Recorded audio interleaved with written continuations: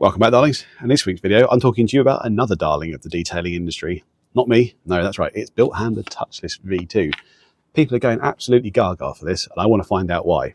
I used the old version, V1, quite a lot, and while it was effective, I didn't really like the fact that it took 5% PIR, which is a hell of a lot of product, which made this cost per wash very expensive.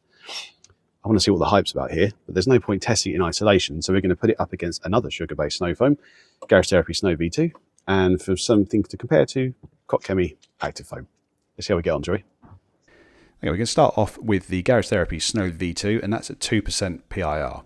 Now, this can go up to 3% PIR, but I wanted to see side by side what this was like at 2% versus touchless at 2%.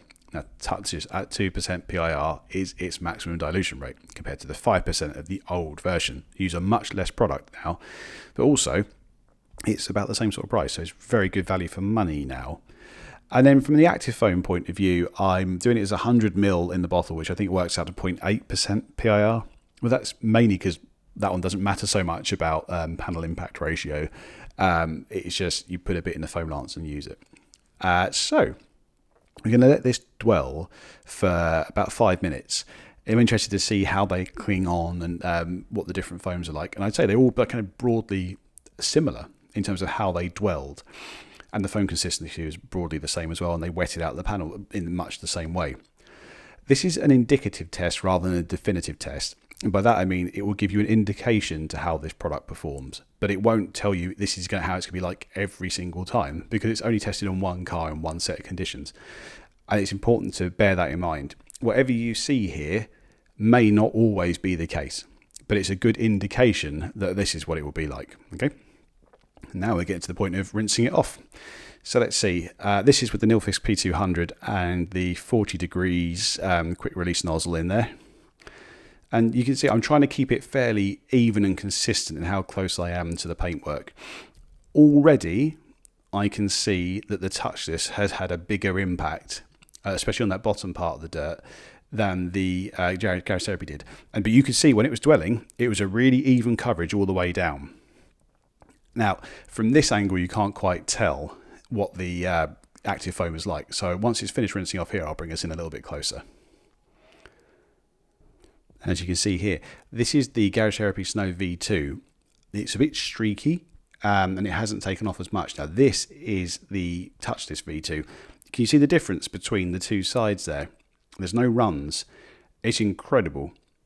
This roughly here is where the active foam was. It's not as clean. It's a bit cleaner.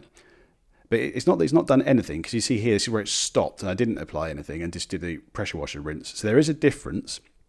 There's good evidence to show that active foam is a good winter cleaner if you're doing it regularly, but if you need a heavy hitter, you need one of these other ones. How do they do this? How do they keep doing this? That is absolutely incredible, isn't it? Now, I will say, I know as well as you do, I'm not running this at its full PIR here. So this could be 3%. This was put on at 2, but did them the same. This can be more potent than that was. However, I have never seen this do what that just did. I also don't think I've actually seen auto foam do that, although auto foam is better on different types of dirt. So that's something that's worth bearing in mind. And I would say I've also found Koch Chemie Super Foam to be better than auto foam as well.